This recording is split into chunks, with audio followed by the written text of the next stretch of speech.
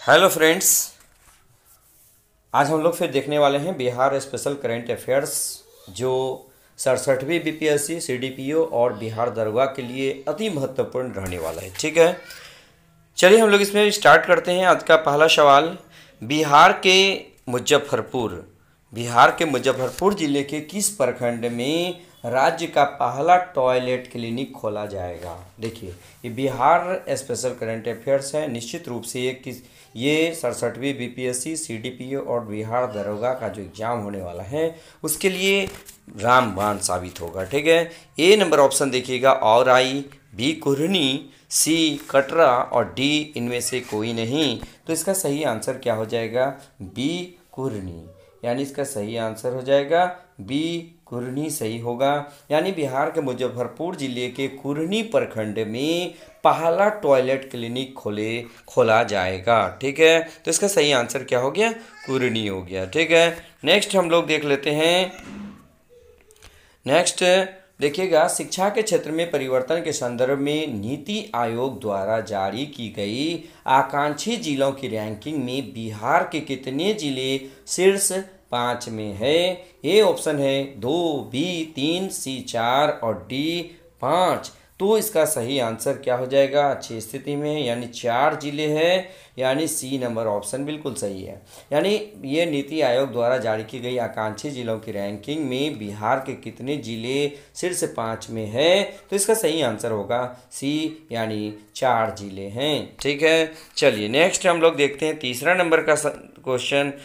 Number question कह रहा है क्या? इलेक्ट्रिक वाहनों की बिक्री में बिहार किस स्थान पर है? इलेक्ट्रिक वाहनों की बिक्री में बिहार किस स्थान पर है? ए पहले, बी दूसरे, सी तीसरे और डी चौथे। तो इसका सही आंसर क्या होगा? इसका सही आंसर होगा चौथे नंबर पर है, यानी कि ऑप्शन नंबर डी बिल्कुल सही है। यदि हम लोग बात करें कि इसके पहले 3 कौन कौन से हैं, तो फर्स्ट में यूपी है, सेकंड में न्यू दिल्ली है और थर्ड में कर्नाटक है और चौथे स्थान पर हमारा बिहार है। ठीक है, चलिए नेक्स्ट हम लोग देखते हैं। नेक्स्ट प्रश्न है यहाँ पर, नेक्स्ट प्रश्न देख लीजिए कि हाल ही में किस राज्य के निर्वाचन आयोग ने यह घोषणा की है कि वह अपने राज्य में होने वाले पंचायत आम निर्वाचन में बिहार पंचायत चुनाव की तकनीकी का उपयोग करेगा। यानी हाल ही में बिहार में पंचायत आम चुनाव हुआ है, पंचायत आम निर्वाचन हुआ है और यहाँ जो तकनीक का प्रयोग किया गया है वही तकनीक का प्रयोग कौन राज्य करेगा? ए तमिलनाडु, बी तेलंगाना, सी आंध्र प्रदेश और डी केरल। तो इसका सही आंसर होगा ये बी तेलंगाना। यानी कि तेलंगाना राज्य निर्वाचन आयोग ने घोषणा कर दिया है कि वहाँ पर तेलंगाना में जो पंचायती राज का चुनाव होगा, यानी पंचायत आम निर्वाचन होगा, वहाँ पर बिहार पंचायत चुनाव की तकनीक का उपयोग करेगा। आपको पता होगा कि यहाँ पर M3 मशीन से हाल ही में चुनाव हुआ है। ठीक है, और यहाँ पर क्या हुआ है कि यहाँ पर ballot plus electronic voting machine दोनों का प्रयोग किया गया है। ठीक है, तो ये बहुत इंपॉर्टेंट है कि यहाँ दोनों चीज़ का प्रयोग यहाँ पर हुआ है। ठीक है, तो तेलंगाना इसका सही आंसर है। चलिए नेक्स्ट हम लोग देख लेते हैं। हाल ही में किसे संयुक्त राष्ट्र के महासचिव द्वारा यूनिसेफ का प्रमुख नियुक्त किया गया है? तो ए आंद्रे अजोले, बी कारेमन रेनहाइट, सी कैथरीन रसेल और डी नन। यानी कि हाल ही में संयुक्त राष्ट्र के महासचिव द्वारा यूनिसेफ का प्रमुख किसे नियुक्त किया गया है? तो इसका सही आंसर क्या होगा? कैथरीन रसेल, यानी कि सी नंबर इसका सही है। इसका सही आंसर क्या होगा? C number.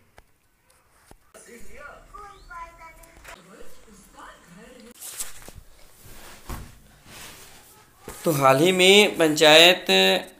में किस राज्य के निर्वाचन आयोग ने घोषणा किया है कि वो अपने राज्य में होने वाले पंचायत आम निर्वाचन में बिहार पंचायत चुनाव की तकनीकी का उपयोग करेगा? तो इसका सही आंसर क्या होगा?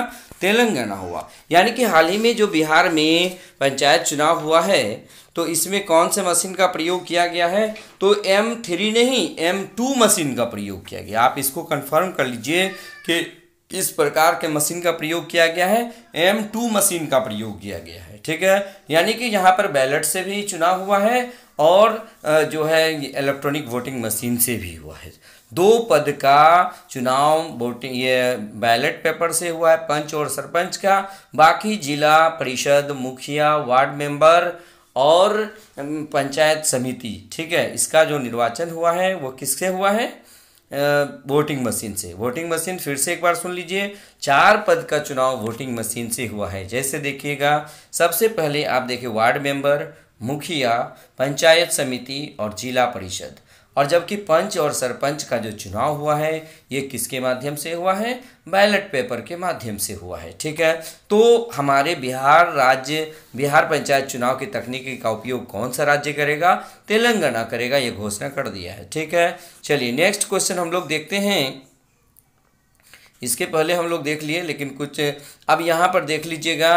5वां नंबर का प्रश्न देखिएगा कि हाल ही में संयुक्त राष्ट्र के महासचिव द्वारा यूनिसेफ का प्रमुख नियुक्त किया गया है। आंद्रे अजोले, कारेमन रेनहाइट, कैथरीन रसेल और इनमें से कोई नहीं। तो इसका सही आंसर होगा सी, कैथरीन रसेल। और आपको पता होगा कि यूएनओ का जो महासचिव है कौन है? ये यूएनओ का महासचिव आप जानते हैं कि ये पुर्तगाल के रहने वाले हैं। उनका नाम क्या है आपको मालूम होना चाहिए।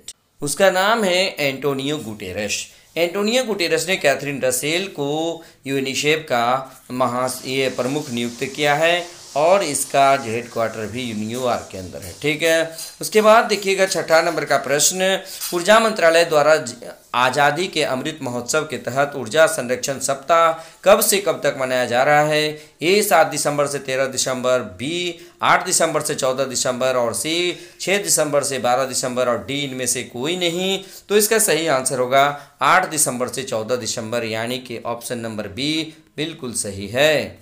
ठीक है, उसके बाद हम लोग देखते हैं 7 नंबर का प्रश्न। 7 नंबर कह रहा है कि हाल ही में बहरीन में आयोजित चौथे एशियाई युवा पैरा खेलों में भारत ने कुल कितने पदक जीते हैं? ए 39, बी 40, सी 42 और डी 41। तो इसका सही आंसर होगा डी 41। ठीक है, उसके बाद हम लोग देखते हैं 8 नंबर का सवाल।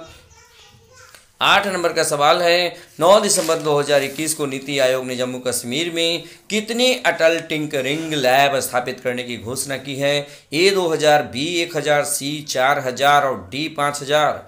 तो इसका सही आंसर होगा बी, यानी 1000। तो ऑप्शन नंबर कौन सा है? Option number B. क्लियर। उसके बाद 9 नंबर का सवाल देखिएगा। 9 नंबर का सवाल कह रहा है कि बिहार में 11 से 13 दिसंबर तक आयोजित होने वाले आयुर्वेद पर्व का उद्घाटन किसके द्वारा किया गया? ए तारकिशोर प्रसाद, बी मंगल पांडे, सी नीतीश कुमार और डी इनमें से कोई नहीं। तो इसका सही आंसर होगा ये नीतीश कुमार। ये सबसे बड़ी बात, ये भी बात आप जान लीजिए कि बिहार में 11 से 13 दिसंबर तक आयोजित होने वाले आयुर्वेद पर्व का ये उद्घाटन है, ये कहाँ पे किया गया नीतीश कुमार द्वारा? तो नालंदा जिले में किया गया। ठीक है, उसके बाद देखिए आज का लास्ट सवाल। आपको यहाँ 10 प्रतिदिन बिहार करंट अफेयर्स का सवाल दिया जा रहा है।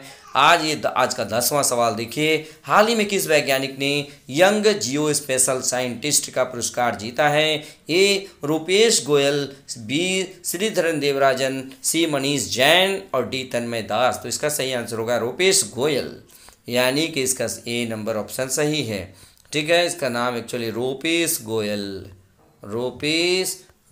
है। ठीक है, तो ए नंबर बिल्कुल सही है। तो इस प्रकार हम लोग बिहार स्पेशल, ठीक है, करंट अफेयर्स के तहत 10 महत्वपूर्ण प्रश्न को देख लिए। मैं आप लोगों को बताया कि प्रतिदिन आपको 10 ऐसे महत्वपूर्ण प्रश्न आपको ये इस वीडियो के माध्यम से दिया जाएगा। ठीक है, अगर आप हमारे चैनल में नहीं हैं तो आप इसको सब्सक्राइब कर दीजिएगा, बेल आइकन दबा दीजिएगा ताकि हमारा हर लेटेस्ट वीडियो आप तक आसानी से पहुंच जाए। ठीक है, बस आज के वीडियो में इतना ही। धन्यवाद।